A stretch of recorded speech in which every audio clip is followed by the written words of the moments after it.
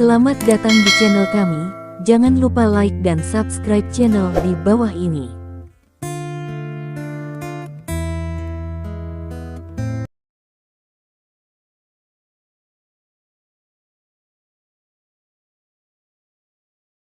Bab 916. Dengan cara ini, Stephen Lin dibawa pergi dari kantor polisi oleh sekretaris khusus, ditemani oleh Paul, seorang pengacara dari Royal Bar Association, dan Natalie Portman, putri Adipati Bauhinia.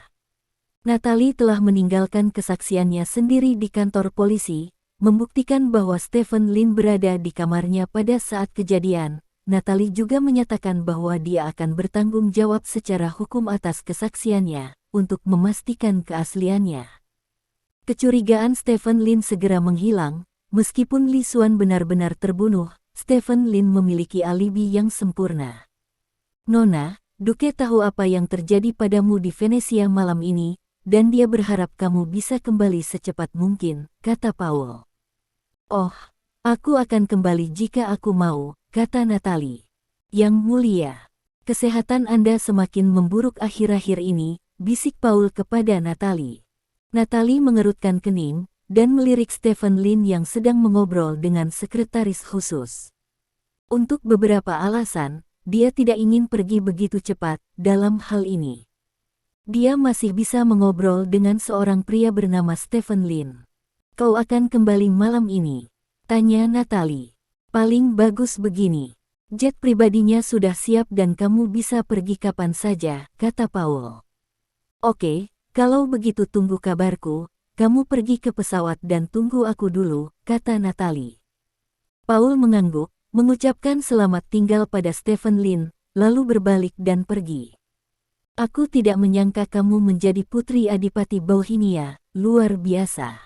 Stephen Lin berkata kepada Natalie sambil tersenyum. Adipati Bauhinia adalah gelar yang sangat mulia, kedua setelah ratu dan pangeran di negara busuk. Meskipun dia tidak memiliki kekuatan nyata, dia mengendalikan properti yang sangat besar. Pada saat yang sama, dia juga merupakan eksistensi yang dibutuhkan banyak orang. Untuk melihat ke dalam lingkaran aristokrat. Meskipun gaya aristokrat tidak populer di kerajaan naga, gaya aristokrat barat masih sangat berguna di tempat lain. Di mata banyak orang, bahkan bangsawan yang paling rendah hati pun jauh lebih mulia daripada seorang miliarder. Itu hanya anak perempuan yang tidak sah, kata Natalie dengan ringan. Stephen Lin membeku sesaat, sedikit terkejut. Tuan Lin, Anda sudah tiba di hotel, jadi saya tidak akan mengirim Anda. Dalam kapasitas saya tidak cocok untuk memasuki Venesia, kata sekretaris khusus itu dengan nada meminta maaf. Oke, maaf merepotkan Anda, saya akan pergi dan duduk dengan Tuan Pemimpin besok. Kata Stephen Lin. Oke, Tuan Kepala sedang menunggu kunjungan Anda. Kata sekretaris itu, berbalik dan pergi. Stephen Lin melirik Natalie dan berkata, terima kasih telah bersaksi untuk saya malam ini. Petik 2. Bukankah Anda membiarkan saya pergi ke kamar Anda untuk bersaksi untuk Anda? Kata Natalie. Oh. Stephen Lin mengangkat alisnya dan berkata sambil tersenyum, kurasa tidak. Petik 2. Munafik, kata Natalie sambil tersenyum. Meskipun dia mengatakan bahwa Stephen Lin munafik, nada Natalie tidak banyak menghina, itu lebih seperti lelucon. Bukankah orang harus munafik ketika mereka hidup? Kata Stephen Lin. Itu terlalu melelahkan, aku tidak tahan. Natalie menggelengkan kepalanya. Stephen Lin tersenyum dan menekan lift ke atas. Lift datang dengan cepat, dan keduanya masuk ke lift bersama. Lift naik dengan cepat, di mana Stephen Lin dan Natalie tidak berbicara. Dalam sekejap mata, lift datang ke lantai paling atas. Keduanya melangkah keluar dari lift dan melihat bahwa pintu suite Li Xuan telah ditutup. Sampai jumpa lagi, kata Stephen Lin. Bolehkah aku? Bisakah kau minum di kamarmu? Tanya Natalie tiba-tiba. Minum. Stephen Lin tertegun sejenak, lalu berkata sambil tersenyum, kamu yakin tidak akan mabuk? Aku jarang mabuk kecuali sedang bad mood, kata Natalie. Apakah kamu mabuk hari itu karena suasana hatimu sedang buruk? Apakah karena aku memenangkan uang? Tanya Stephen Lin. Separuhnya, sih, ada banyak hal yang membuatku merasa tidak enak. Natalie menggelengkan kepalanya. Kalau begitu ayo pergi, minum, kata Stephen Lin, dan membuka pintu kamarnya. Natalie masuk ke kamar bersama Stephen Lin. Stephen Lin berjalan ke lemari es, membukanya, dan bertanya, apa yang kamu minum? Whisky, anggur merah, dan bir. Beri aku segelas whisky dengan es, terima kasih, kata Natalie. Stephen Lin mengangguk, menuangkan 2 gelas whisky, mengeluarkan es batu dan memasukkannya ke dalam anggur, lalu berjalan ke ruang tamu dengan segelas anggur di satu tangan, dan menyerahkan segelas anggur kepada Natalie. Natalie duduk di sofa dan mengecilkan kakinya ke sofa. Stephen Lin duduk di seberang Natalie, mengangkat gelasnya dan berkata kepada Natalie, ayo. Petik 2. Ya. Natalie mengangguk, menyesap anggur, dan kemudian berkata, baru saja Paul dan aku berbicara tentang identitasmu. Aku punya untuk mengatakan bahwa identitas Anda mengejutkan saya. Anda baru berusia kurang dari 30 tahun ini, dan Anda telah memperoleh hal-hal yang orang lain tidak akan dapatkan dalam beberapa kehidupan. Banyak. Stephen Lin berkata dengan melankolis. Saya setuju dengan ini. Sama seperti saya, setelah menjadi putri adipati, saya kehilangan teman-teman saya, kekasih saya, dan kehilangan terlalu banyak. Bagaimana dengan Anda? Apa yang hilang dari Anda? Tanya Natalie kepada Stephen Lin. Saya kehilangan kekhawatiran saya, kata Stephen Lin. Petik 2. Petik 2. Natalie memiliki keinginan untuk memercikkan anggur di gelas ke wajah Stephen Lin. Hanya bercanda, jangan terlalu serius, kata Stephen Lin sambil tersenyum. Kupikir kau seperti aku, kata Natalie. Kamu bilang kamu kehilangan teman dan kekasihmu, apa yang terjadi? Stephen Lin bertanya dengan rasa ingin tahu. Awalnya, saya hanya seorang gadis biasa. Natalie meringkuk di kaki sofa sambil memegang gelas anggur, menatap Stephen Lin dan berkata, dalam 30 tahun pertama hidup saya telah menjalani kehidupan yang sangat bahagia. Kebahagiaan, keluarga saya tinggal di sebuah desa kecil di York County. Saya tinggal bersama ibu saya. Saya bersekolah, berteman, bekerja, dan jatuh cinta seperti orang biasa.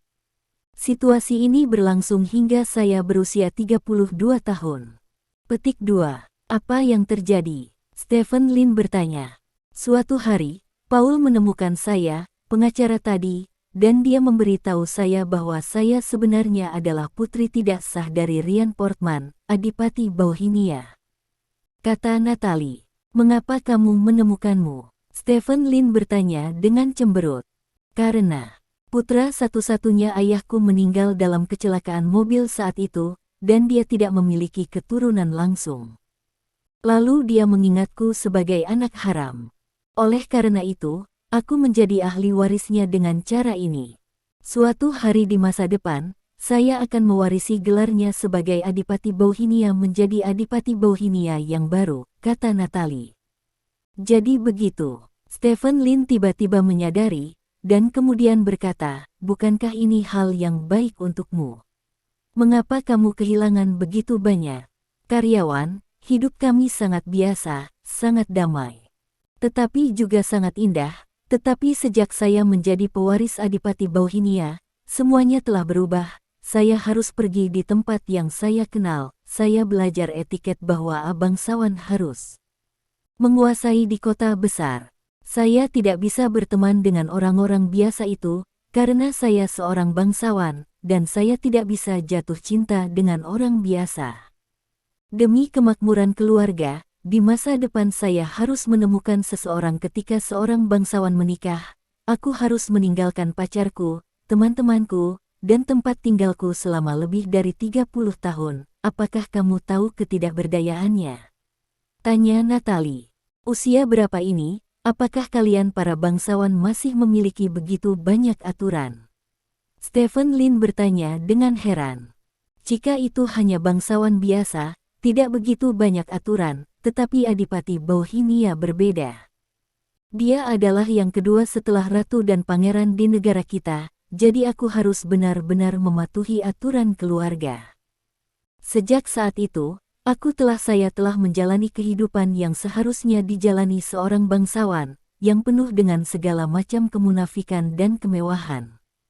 Ayah saya memberi saya beberapa harta dan banyak uang untuk saya sia-siakan. Selama saya dapat dengan jujur mewarisi gelarnya masa depan, kata Natalie. Karena kamu tidak bahagia, kenapa kamu tidak pergi? Bahkan jika kamu seorang adipati, tidak ada cara untuk memaksamu mewarisi gelar. Tanya Stephen Lin. Ya, dia tidak bisa memaksaku, tapi dia ayahku, dan dia sakit, kata Natalie tak berdaya. Sakit, Stephen Lin mengerutkan kening. Saya telah menjalani kehidupan yang mulia selama beberapa tahun. Saya sangat membenci kehidupan seperti itu, jadi saya berpikir untuk pergi, tetapi saat ini, ayah saya sakit parah. Dokter mengatakan dia tidak akan hidup lama, dan saya melihat dia tak berdaya.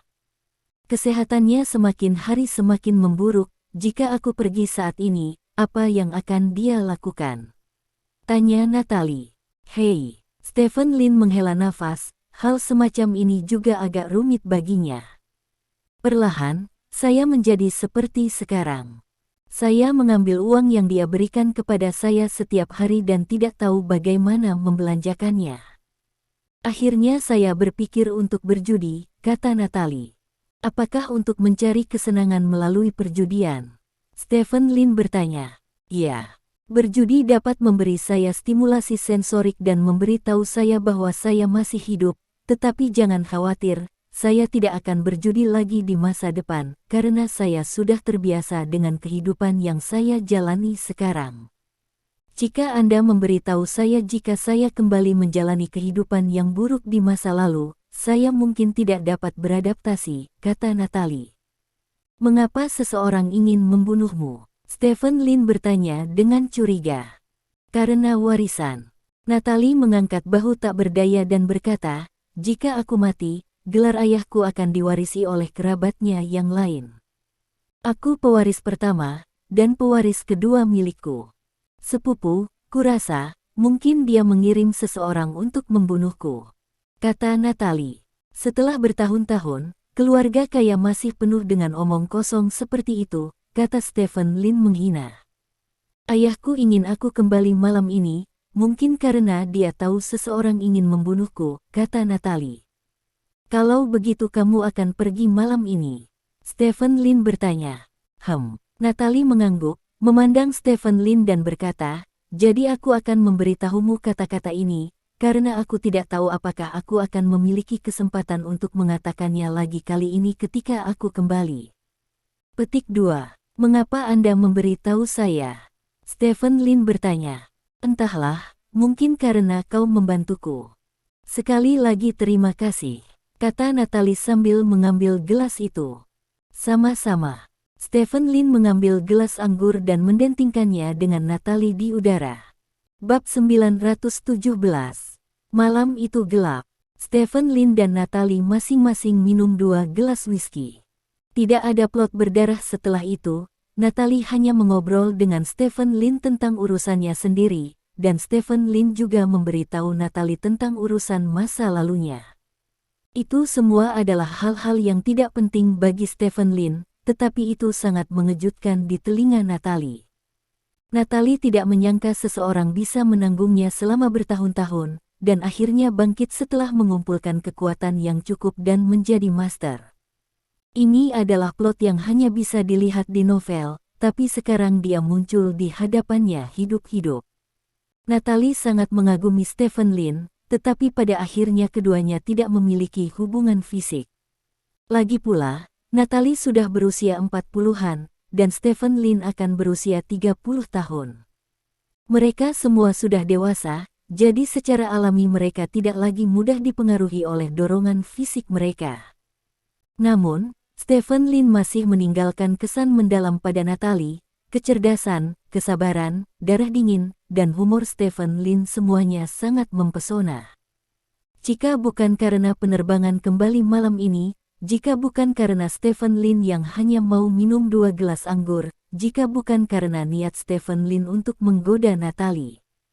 Mungkin, sesuatu akan benar-benar terjadi di antara kalian berdua malam ini. Lagi pula, wanita asing jauh lebih terbuka daripada wanita Long Country. Selama mereka merasa nyaman, mereka tidak akan peduli apakah baru bertemu dengan Anda atau tidak. Stephen Lin mengirim Natalie ke lift, karena Natalie akan segera terbang. Bagasinya diangkut oleh orang khusus, dan ada mobil khusus yang menunggu di lantai bawah, bahkan di bandara, ada jet pribadi yang didedikasikan untuknya.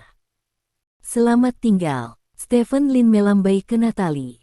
Natalie mengangguk pada Stephen Lin, lalu pintu lift terbuka. Namun, Natalie tidak masuk ke lift, sebaliknya, dia maju selangkah, memeluk Stephen Lin, lalu mencium sisi wajah Stephen Lin. Aku akan mengingatmu, dan suatu hari aku akan mengembalikan uang 8 miliar itu kepadamu. Kata Natalie. Kalau begitu bayar lebih banyak pada saat itu, lagi pula, akan ada bunga. Stephen Lin tertawa.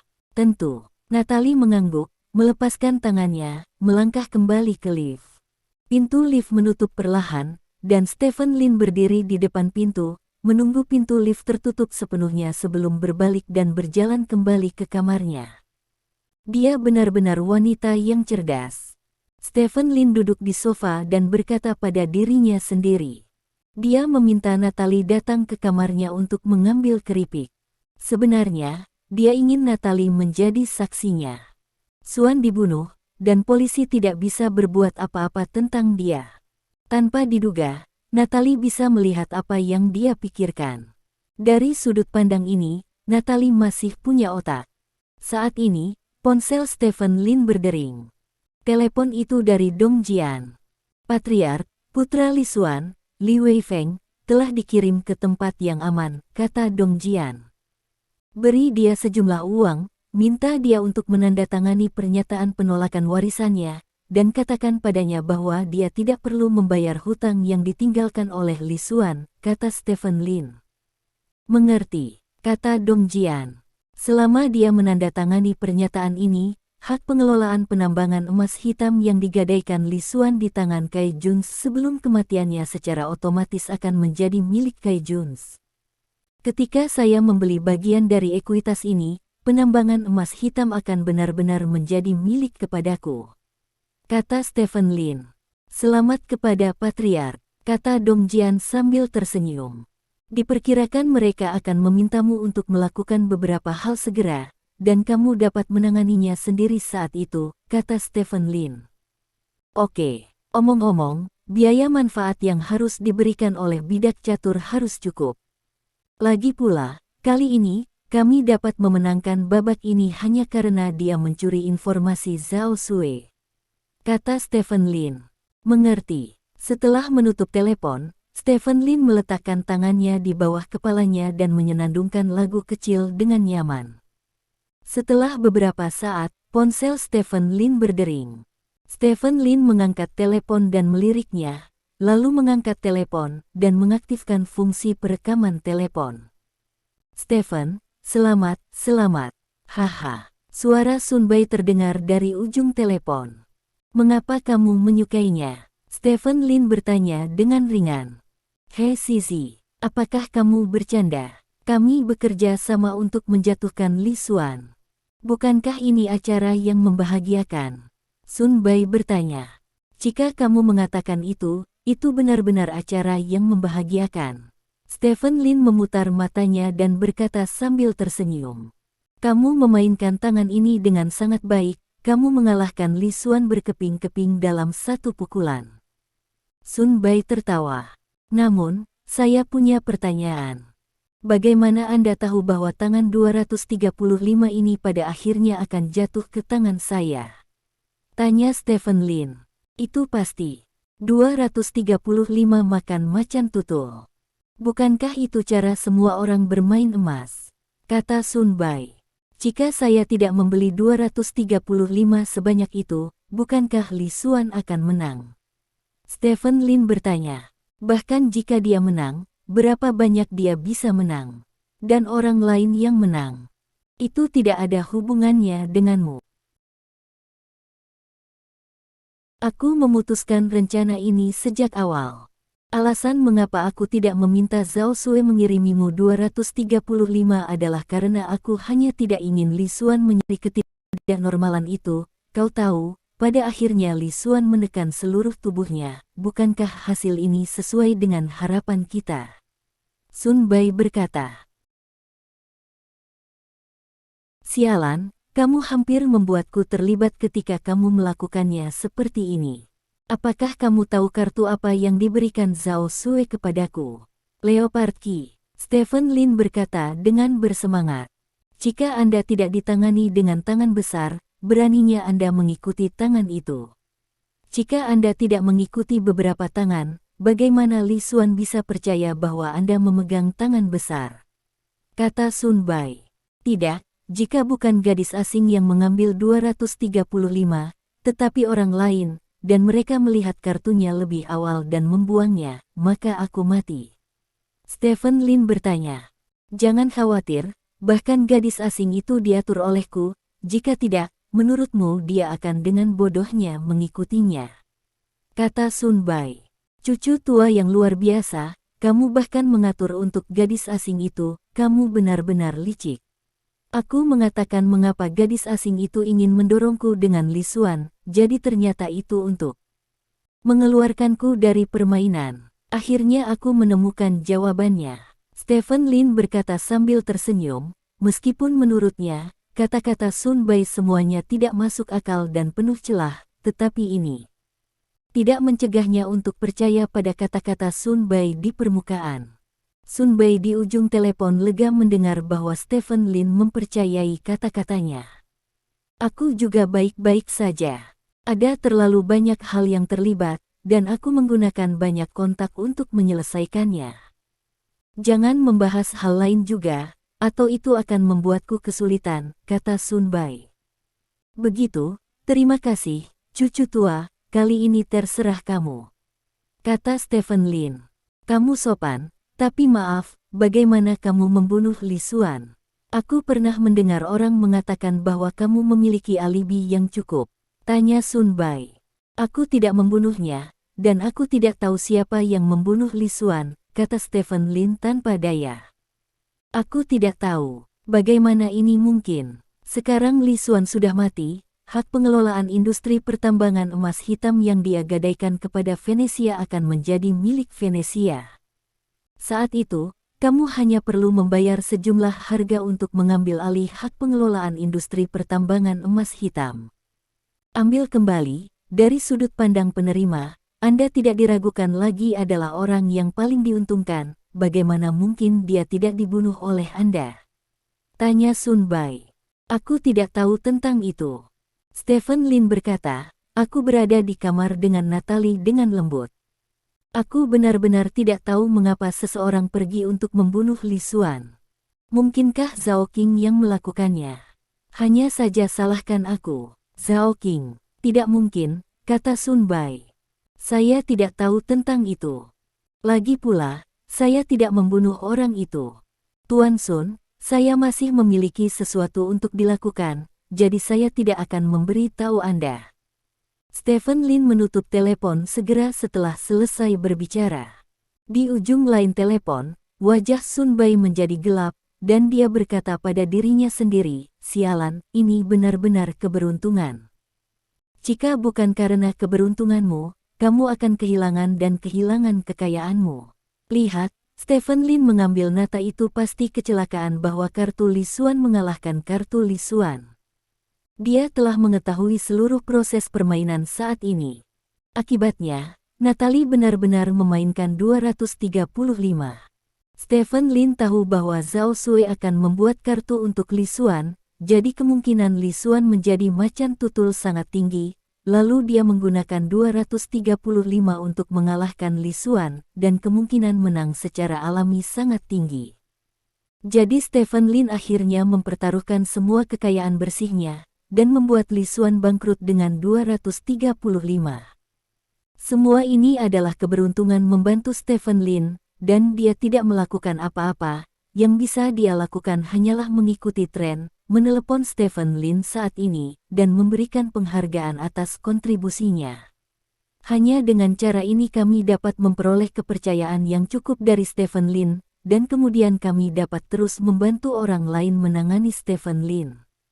Ambil 10.000 langkah mundur dan katakan bahwa sekarang dia telah memberikan penghargaan atas kontribusinya. Jika Stephen Lin benar-benar membunuh orang lain di masa depan, maka dia juga dapat berbagi setengah dari hak pengelolaan properti sesuai dengan kontrak yang dia tandatangani dengan Lin. Stephen, tidak peduli apa, dia menghasilkan uang. Saya harus mengatakan bahwa pemikiran Sun Bai bukanlah masalah besar, tetapi untuk Stephen Lin di sisi lain telepon, panggilan Sun Bai terlalu spiritual. Dia mengangkat telepon, menemukan rekaman Sun Bai, memutarnya dan mendengarkannya. Setelah memastikan bahwa tidak ada masalah dengan rekaman tersebut, Stephen Lin mengirimkan rekaman tersebut ke Dong Jian. Rekaman ini, di masa depan, ditakdirkan untuk menjadi suara Dong Jian untuk bergabung dengan King Mutang, dan juga ditakdirkan untuk menjadi senjata tajam untuk menghancurkan King Mutang. Setelah menyelesaikan ini, Stephen Lin menggeliat dan menguap. Saat dia hendak tidur, teleponnya berdering lagi.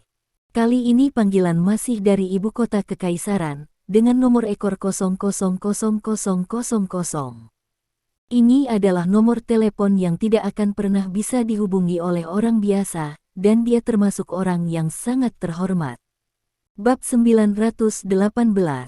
Stephen Lin mengangkat telepon, dan suara Zhao Qing terdengar dari ujung telepon. Stephen Lin, orang dahulu mengatakan bahwa anggota keluarga tidak dapat disakiti, tetapi kamu bahkan menculik putra Li Xuan. Apakah kamu memiliki garis bawah? Zhao Qing bertanya dengan gigi terkatup. Elder Zhao, terlalu berlebihan bagimu untuk mengatakan itu. Kapan aku menculik putra Li Xuan? Stephen Lin bertanya sambil tersenyum. Li Xuan meninggal di kota Ao. Kami akan mengatur seseorang untuk mengambil jenazahnya, tetapi kami tidak dapat menemukan putra Li Xuan.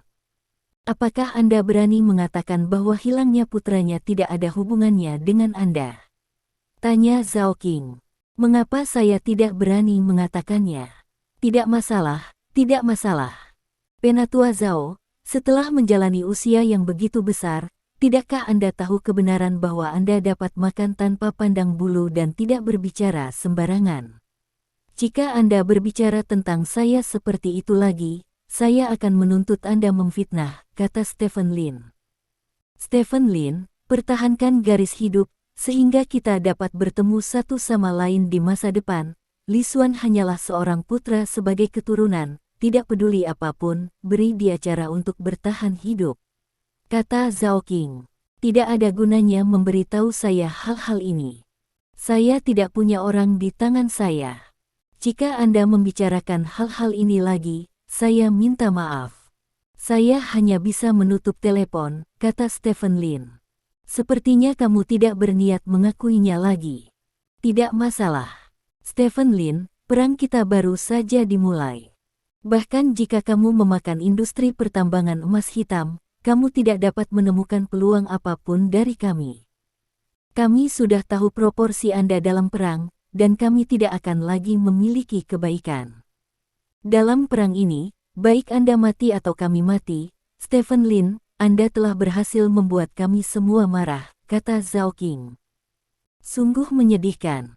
Stephen Lin tersenyum ringan dan berkata, aku telah memutuskan untuk tinggal bersamamu selamanya, tetapi kamu masih beruntung denganku. Aku benar-benar tidak tahu harus berkata apa tentangmu. Kamu telah hidup dengan anjing selama dekade. Apakah kamu sudah selesai? Patah. Zhao Qing di ujung telepon langsung menutup telepon. Stephen Lin tersenyum menghina, melempar telepon ke samping, dan masuk ke kamar. Sementara itu, di dalam sebuah Rolls-Royce menuju bandara, Natalie sedang memegang iPad di tangannya, di mana semua informasi tentang Stephen Lin dapat ditemukan. Saat itu, telepon Natalie berdering. Setelah Natalie melirik nomor telepon, dia mengangkat telepon. Ayah, panggil Natalie. Saya mendengar orang mengatakan bahwa Anda hanya tinggal di kamar pria bernama Stephen Lin itu selama lebih dari 1 jam. Suara agak serak datang dari ujung telepon. Yah, kita bersenang-senang dan dia pacarku sekarang, kata Natalie. Ada hening sejenak di telepon, dan kemudian dia berkata, dalam kapasitasnya, dia memenuhi syarat untuk menjadi pacarmu. Biarkan dia datang menemuiku kapan-kapan. Petik 2. Mengerti, ayah, kata Natalie sambil tersenyum. Setelah menutup telepon, Natalie mengangkat tangannya dan dengan ringan membelai foto Stephen Lin di telepon dan berkata pada dirinya sendiri, maaf, Tuan Lin. Petik 2. Saat ini, Stephen Lin tidak tahu bahwa dia pernah menjadi pacar, apalagi berpikir, apa yang disebut Natalie pergi ke kamarnya untuk minum dan mengobrol hanya untuk menciptakan ilusi bagi ayahnya bahwa dia dan Stephen Lin dekat, sehingga Stephen Lin bisa menjadi pacarnya secara logis. Tidak ada orang kaya di dunia ini yang bodoh Stephen Lin seperti ini, begitu juga Natalie kesempatan untuk berhasil menjadikan Stephen Lin pacarnya. Begitu Stephen Lin menjadi pacarnya, dia akan mendapatkan terlalu banyak keuntungan. Dalam masyarakat dewasa, setiap orang adalah jalang yang licik.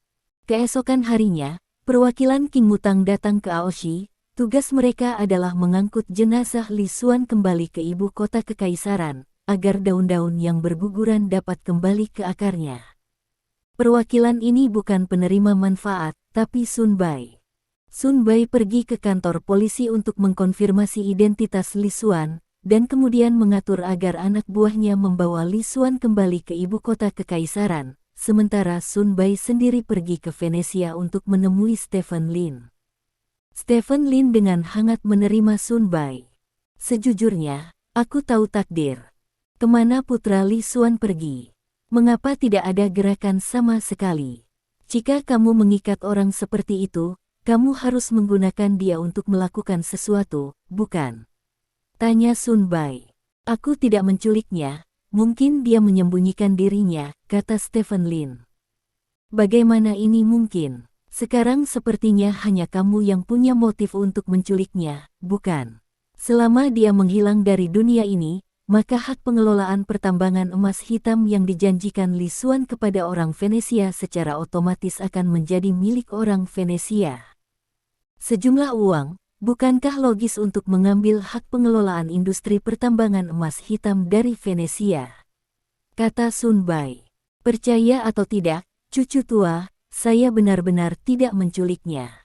Saya juga mencarinya, tetapi saya tidak dapat menemukannya. Apakah kamu marah? Stephen Lin berkata tanpa daya. Melihat apa yang dikatakan Stephen Lin, Sun Bai mengerutkan kening.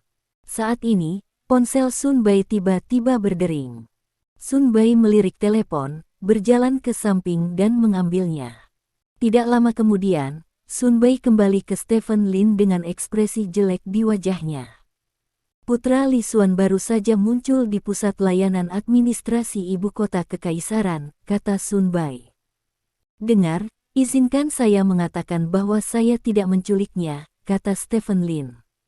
Putra Li Xuan menandatangani dokumen di pusat layanan administrasi untuk melepaskan warisan ayahnya, yang berarti dia tidak harus menanggung hutang ayahnya, seperti 25 miliar yang dipinjam Li Xuan dari Venesia. Kata Sun Bai. Pria ini pintar. Jika dia benar-benar diizinkan mewarisi hutang, bagaimana dia bisa melunasinya? Stephen Lin tertawa. Kenapa kamu tidak tahu? Cari saja seseorang di King Mutang untuk membantunya melunasi 25 miliar. Nilai hak pengelolaan industri pertambangan emas hitam jauh lebih dari 25 miliar. Siapa yang bisa memenangkan manajemen ini, kan? Kuan, pendapatan masa depan pasti lebih dari 250 juta. Dia pasti dipaksa oleh seseorang, jadi dia menandatangani dokumen seperti itu, kata Sun Bai. Oh. Itu dia, Stephen Lin tiba-tiba menyadari. Nasib, sejujurnya, apakah orang-orangmu yang melakukannya? Sun Bai bertanya. Tidak. Stephen Lin menggelengkan kepalanya sambil tersenyum, mengatakan tidak, tetapi ekspresi wajahnya memberitahu Sun Bai bahwa inilah yang saya atur untuk dilakukan. Kamu orang jahat, kamu masih menolak untuk mengakuinya. Kamu benar-benar pantas menjadi seseorang yang melakukan hal-hal hebat, haha. Kata Sun Bai sambil tersenyum. Old Sun, kota Australia ini adalah tempat yang penuh dengan mimpi, seperti Venetian Hotel sekarang. Kemarilah, kamu bisa makan, minum, bersenang-senang, dan segalanya. Jangan pergi. Tetap di sini. Bagaimana kalau aku mengaturnya? Stephen Lin bertanya. Aku tidak bisa menahannya, aku harus segera kembali, semuanya sibuk di ibu kota kekaisaran. Kata Sun Bai. Tidak apa-apa. Stephen Lin tidak memaksanya, dan setelah mengobrol dengan Sun Bai untuk beberapa patah kata, dia menyuruh Sun Bai pergi. Begitu Sun Bai pergi dengan kaki depan, Stephen Lin menerima telepon dari Kai Juns di kaki belakang. Bos, Sun Bai memintaku untuk bertemu. Kata Kai Juns. Ini tidak lebih dari masalah industri pertambangan emas hitam. Anda dapat berbicara dengannya, bahkan jika singa membuka mulutnya, kata Stephen Lin sambil tersenyum. Begitu, di kantor Kai Juns di Venetian Hotel. Sun Bai sudah sampai di kantor, tapi Kai Juns belum datang, jadi dia duduk di sofa dan menunggu sendirian. Sekitar 10 menit kemudian, Kai Juns datang terlambat. Tuan Kai. Sun Bai berdiri dan berkata kepada Kai Juns sambil tersenyum. Kai Juns adalah pemilik Venetian dan ketua asosiasi permainan. Arus kasnya buruk, bahkan Sun Bai tidak bisa dibandingkan dengannya, jadi Sun Bai terus menghormatinya. Tuan Sun. Kai Juns tersenyum dan berjabat tangan dengan Sun Bai. Dikatakan bahwa Kai Juns, raja judi baru di Australia, adalah talenta muda. Saya tidak percaya sebelumnya, tapi sekarang saya percaya secara langsung. Sikap Tuan Kai luar biasa. Kentut pelangi ke Kai Juns begitu dia muncul. Kai Juns berkata sambil tersenyum, Tuan Sun, tertawakan saja saya. Siapa yang tidak tahu bahwa Anda, Tuan Sun, adalah tuan sebenarnya dari keluarga Lin. Bahkan Stephen Lin tidak ada hubungannya dengan Anda. Ini adalah bukan sesuatu yang bisa dilakukan orang biasa. Petik 2. Kalau begitu itu semua sepele, keterampilan pribadi Stephen Lin sangat bagus, tetapi beberapa hal tidak dapat diputuskan oleh keterampilan, dia terlalu lembut. Sun Bai tertawa. Tuan Sun, silakan duduk, kata Kai Juns. Baik, keduanya duduk satu persatu, dan kemudian Kai Juns bertanya, Tuan Sun, ada apa Anda datang kepada saya kali ini? Saya tidak bisa membenarkannya. Tuan Sun, saya tidak suka bersikap terlalu sopan. Jika Anda memiliki sesuatu untuk dikatakan, katakan saja, kata Kai Juns. Wajah Sun Bai sedikit membeku, dan kemudian dia berkata sambil tersenyum, kalau begitu aku akan mengatakannya, masalahnya seperti ini, Li Xuan yang lebih tua dari King Mutang kita, menggadaikan hak pengelolaan industri pertambangan emas hitam di tangannya untuk Anda. Saya meminjam 25 miliar dari Anda, dan sekarang dia sudah mati. Orang-orang negara kami memperhatikan daun yang jatuh. Kembali ke akarnya, jadi kami telah membahas hak pengelolaan industri pertambangan emas hitam, dan kami berencana untuk membantu Li Xuan menebusnya. Oh, ternyata ini untuk ini. Kai Juns tiba-tiba menyadari, lalu berkata sambil tersenyum, kamu juga tahu bahwa ini digadaikan oleh Tuan Li Xuan ke perusahaan kami. Berbicara secara logis, ini hanya dapat ditebus oleh Tuan Li Xuan, atau jika ahli waris Tuan Li Xuan ingin menebusnya, Anda datang untuk menebusnya, yang mungkin melanggar aturan. Tuan Kai, Li Xuan sudah meninggal, dan putra satu-satunya Li Xuan telah menandatangani dokumen untuk melepaskan hak warisan. Jadi tidak ada yang bisa menanggung hutang Li Xuan sekarang. Sebagai temannya, kami bersedia memikul tanggung jawab ini. Petik 2. Kai, 25 miliar bukanlah jumlah yang kecil. Meskipun cadangan uang Anda sangat besar, jika Stephen Lin menggunakan 25 miliar chip untuk menukarnya dengan Anda, tekanan uang tunai Anda akan sangat tinggi. Karena memang demikian, mengapa tidak mari kita tebus hak pengelolaan industri pertambangan emas hitam, yang juga merupakan hal yang baik untukmu, kata Sun Bai.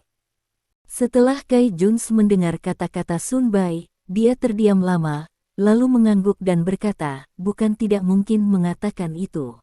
Bab 919. Kata-kata Kai Juns membuat Sun Bai senang. Jika mereka benar-benar dapat menebus hak pengelolaan industri pertambangan emas hitam, maka perang mereka dengan Stephen Lin kali ini akan menjadi seri. Lagi pula, tujuan akhir Stephen Lin adalah mendapatkan hak pengelolaan industri pertambangan emas hitam. Tuan Kai, terima kasih banyak. Dengan cara ini, saya akan segera meminta seseorang mentransfer 25 miliar ke rekening perusahaan Anda, dan tolong serahkan sertifikat gadai yang relevan kepada saya, kata Sun Bai. 25 miliar. Kai Juns memandang Sun Bai dengan cemberut dan berkata, Tuan Sun berencana menggunakan 25 miliar untuk mendapatkan kembali apa yang dijanjikan Tuan Li kepada kita sebelumnya. Bukankah dia hanya memintamu untuk meminjam itu? 25 miliar, tanya Sun Bai. Lumayan Pak Li meminjam 25 miliar dari kami, tapi sekarang dia sudah pergi, jadi utangnya tentu saja tidak ada, dan satu-satunya yang tersisa adalah hak pengelolaan penambangan emas hitam yang dia janjikan kepada kami. Jika Anda ingin menebusnya, Anda harus memberi kami harga yang memuaskan kami, mengerti? Ini bukan penebusan sebanyak Anda mencari kami untuk membelinya, kata Kai Juns. Lalu berapa banyak yang ingin kau jual, Tuan Kai? Tanya Sun Bai. Itu tergantung pada ketulusanmu, kata Kai Juns sambil tersenyum.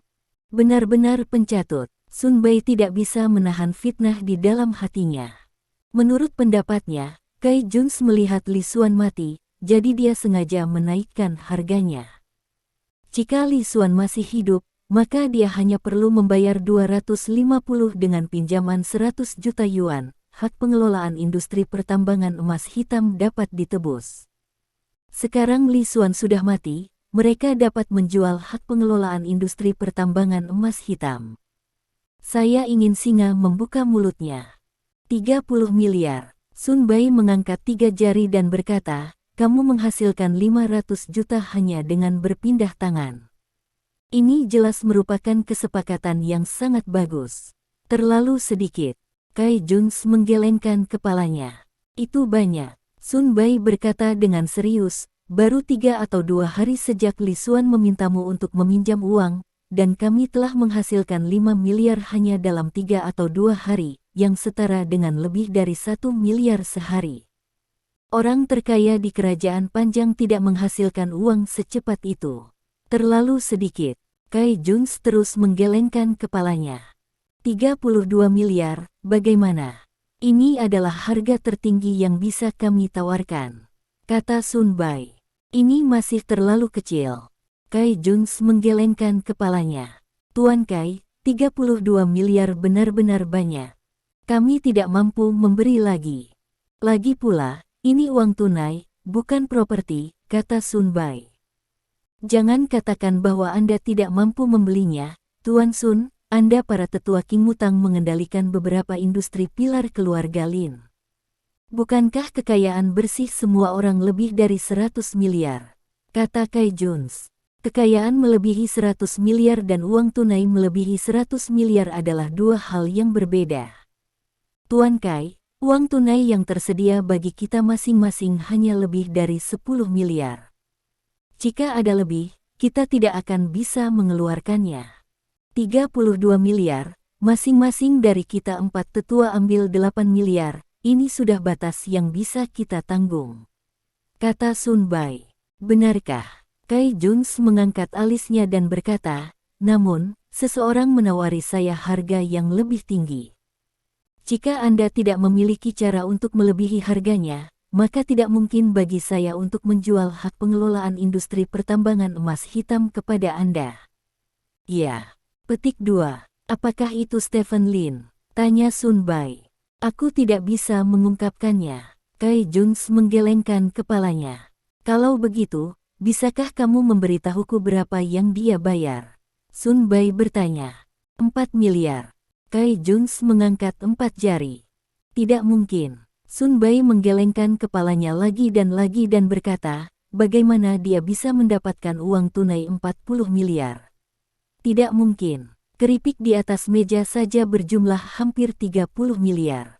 30 miliar ini, bersama dengan milik Li Xuan properti senilai hampir 20 miliar, digunakan untuk menggantikan hak pengelolaan industri pertambangan emas hitam di tangan saya. Anda mengatakan, ini bernilai 40 miliar, bukan? Kata Kai Juns. Mendengar perkataan Kai Juns, Sun Bairu tersambar petir. Saat ini, dia ingat bahwa Li Xuan tidak hanya kehilangan hak pengelolaan industri pertambangan emas hitam, tetapi juga kehilangan semua properti atas namanya karena Stephen Lin.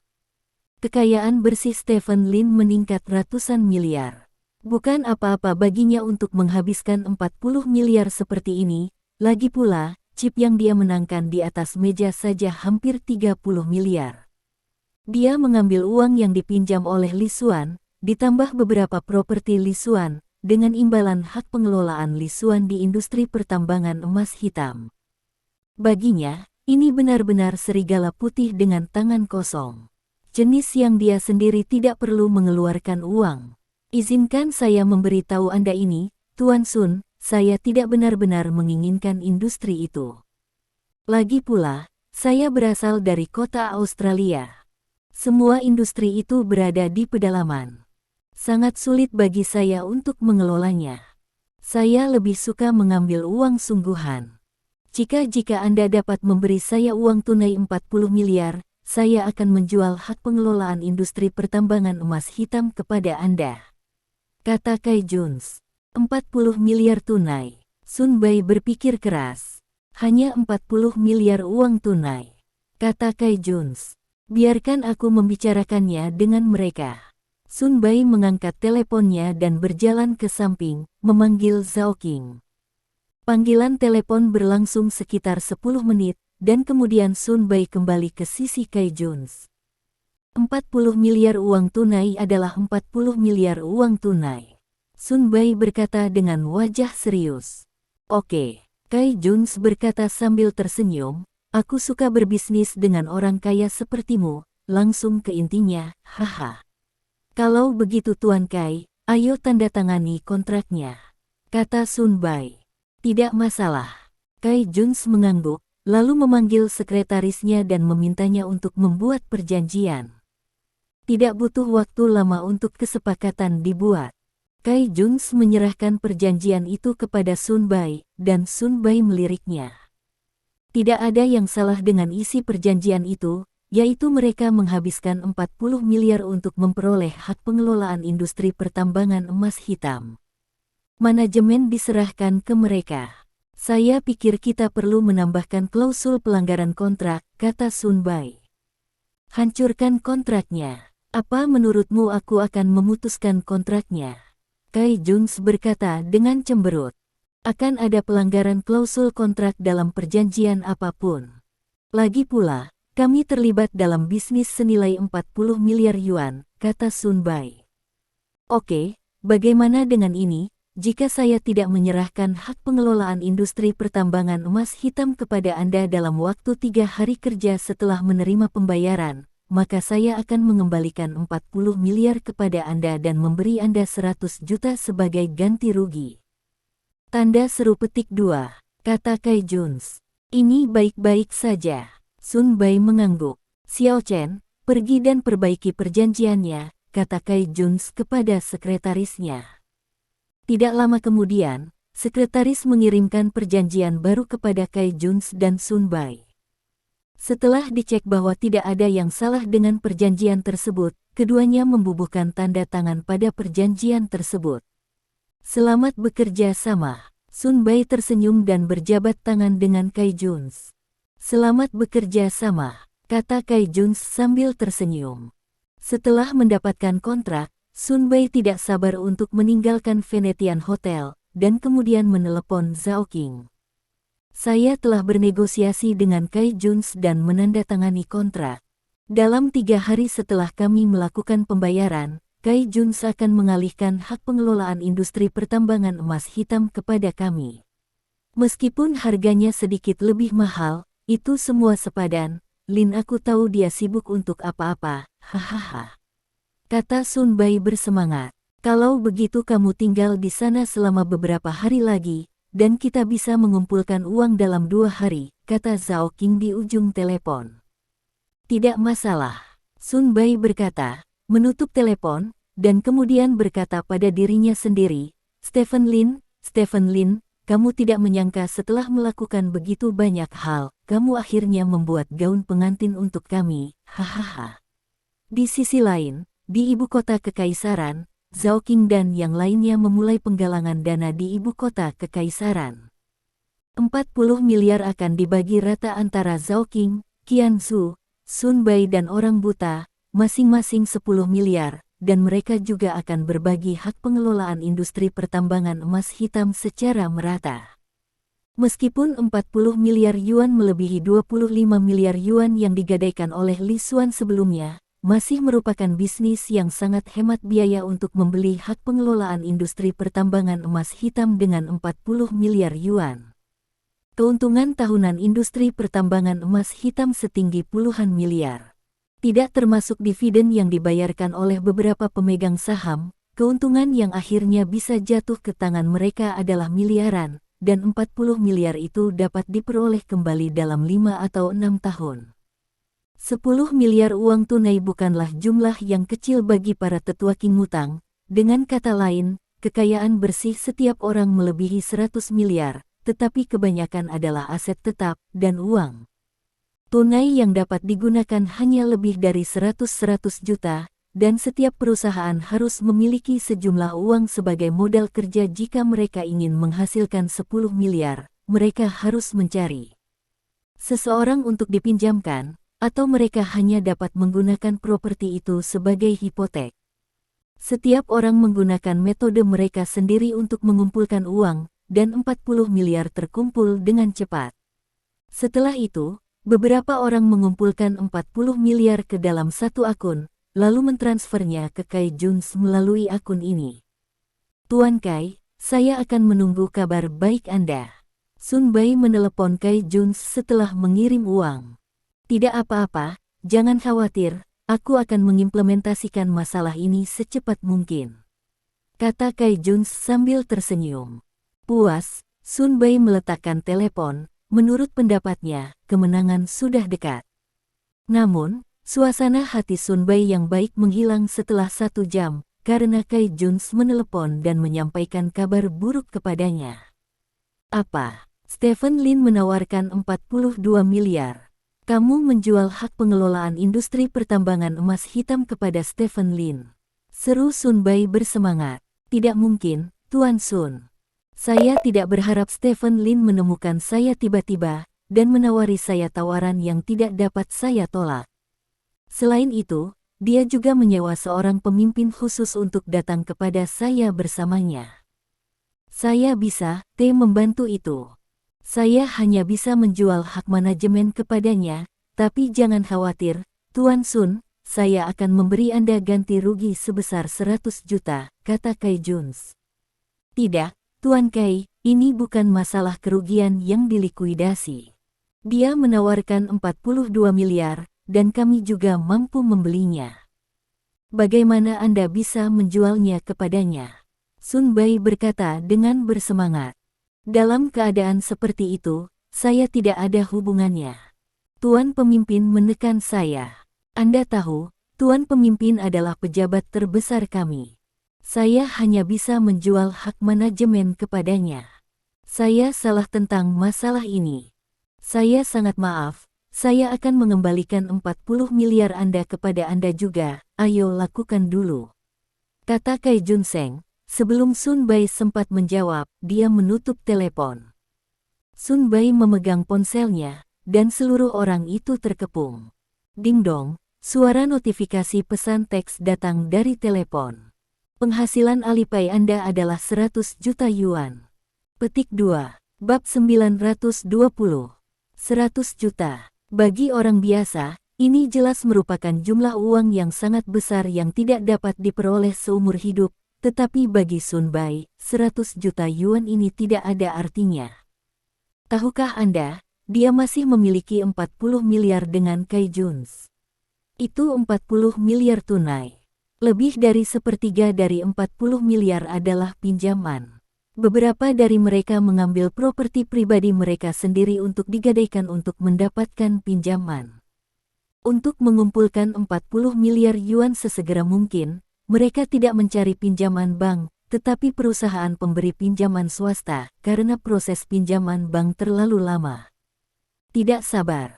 Dan minat perusahaan pinjaman swasta sangat tinggi. Bahkan jika dihitung dengan bunga 1 sen, bunga bulanan 10 miliar akan menjadi 100 juta. 100 juta yang dikreditkan ke Alipay merupakan bunga tepat 1 bulan. Apa gunanya ini? Sun Bai buru-buru menelepon Kai Juns, tetapi sekretaris Kai Juns yang menjawab telepon.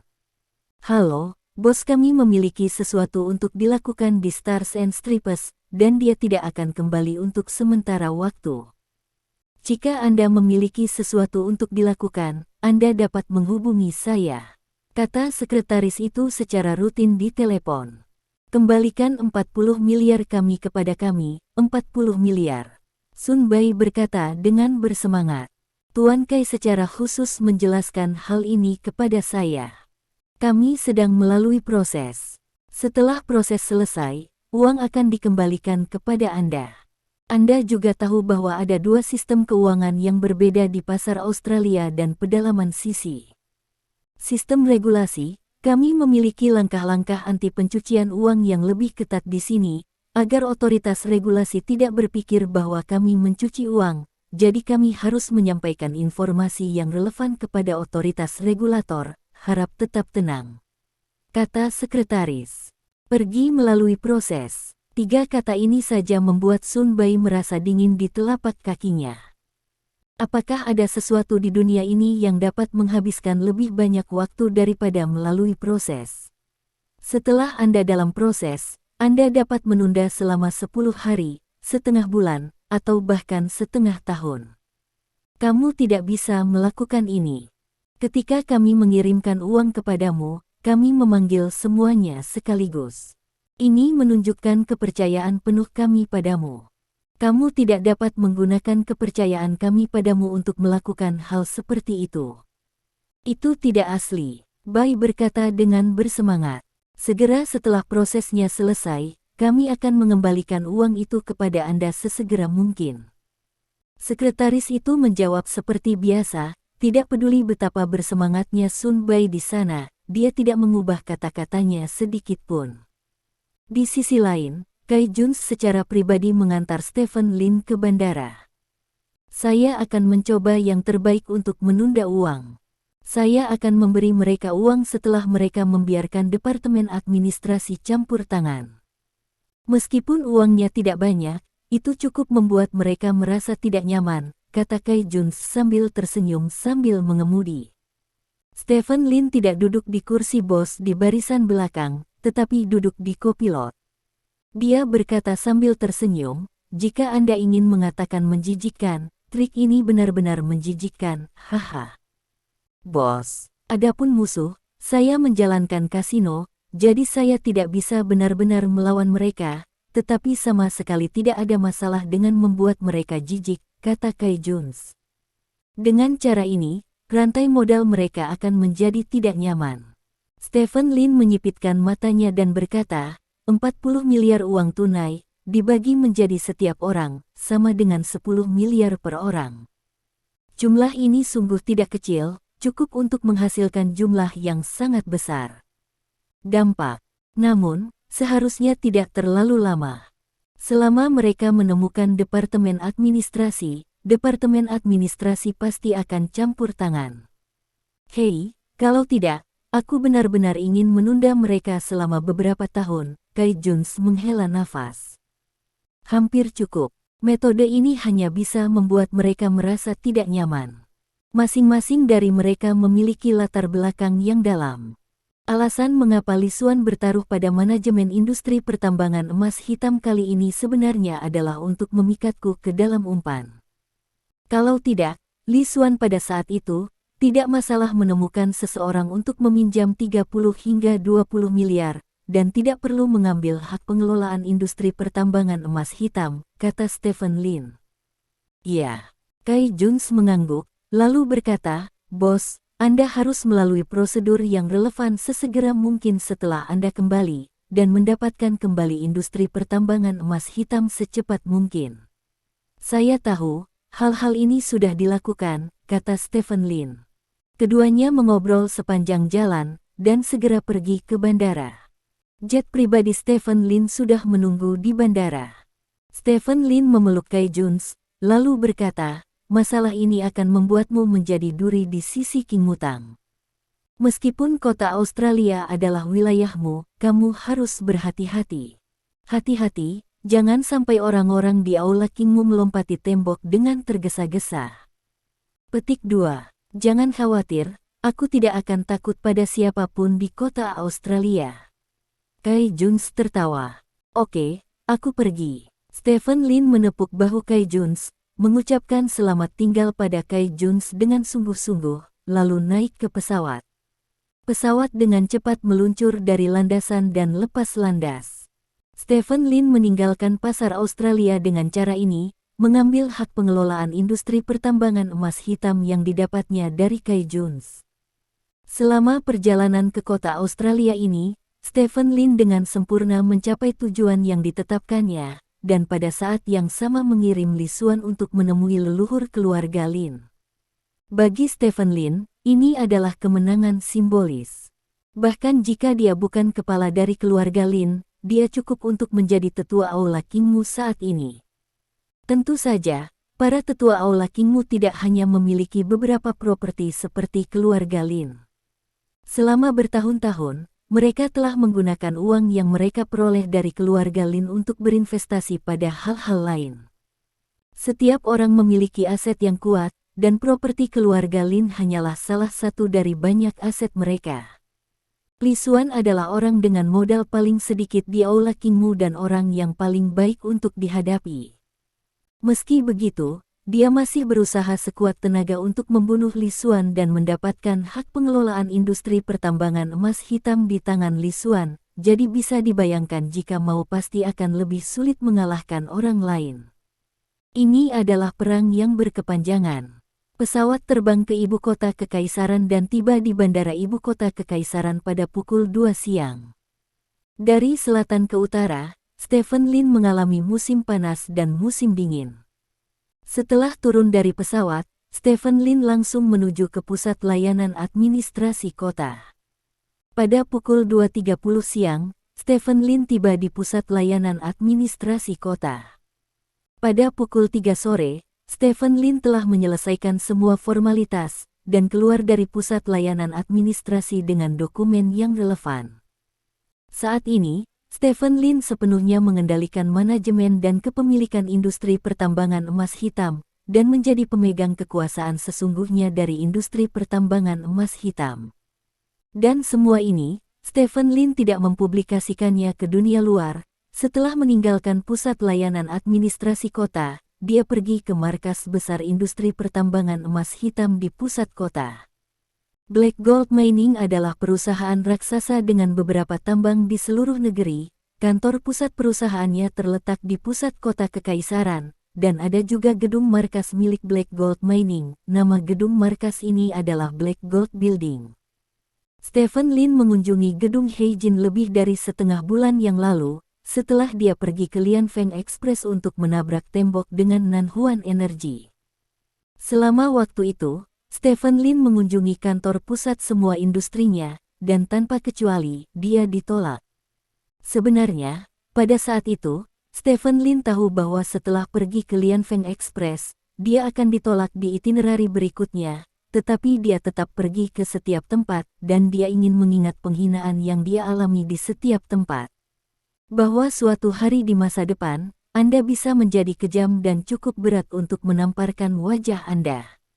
Bangunan markas penambangan emas hitam sangat megah. Stephen Lin berdiri di depan pintu penambangan emas hitam, menatap bangunan setinggi hampir 100 meter itu, dengan cibiran di sudut mulutnya. Bukankah ini pemilik keluarga Lin? Penjaga keamanan di pintu melihat Stephen Lin, dan menghentikan Stephen Lin dengan ekspresi main-main. Ketika Stephen Lin datang lebih awal, petugas keamanan ini telah menerima pemberitahuan sebelumnya, menghentikan Stephen Lin di depan pintu, dan memeriksa identitas Stephen Lin sebelum membiarkan Stephen Lin pergi. Melihat Stephen Lin lagi saat ini, petugas keamanan mengenang pengalaman indah mereka melakukan pemeriksaan keamanan untuk Raja Naga yang terhormat, dan semua orang menjadi bersemangat. Bagaimanapun, Anda bisa berhenti, bukan hal yang biasa bagi Raja Naga yang terhormat untuk melakukan pemeriksaan keamanan untuknya. Kamu masih ingin menghentikanku? Stephen Lin menatap penjaga keamanan di depannya dan bertanya dengan kepala dimiringkan.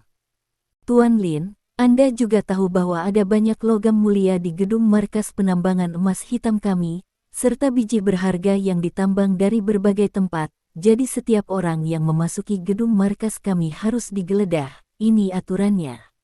Penjaga keamanan dengan serius. Oke, aku akan memeriksanya untukmu. Stephen Lin tersenyum dan membuka tangannya. Kalau begitu aku akan bersikap kasar.